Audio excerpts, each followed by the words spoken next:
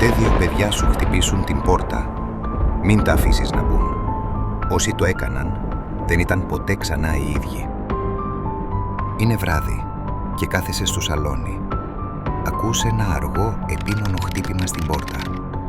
Ανοίγεις το ματάκι, δύο παιδιά περίπου 10 χρονών ακίνητα. Η φωνή τους είναι μονότονη. «Μπορούμε να μπούμε μέσα, έχει κρύο». Μπερδεύεσαι. Δεν βλέπεις τίποτα περίεργο, μέχρι που σηκώνουν το κεφάλι.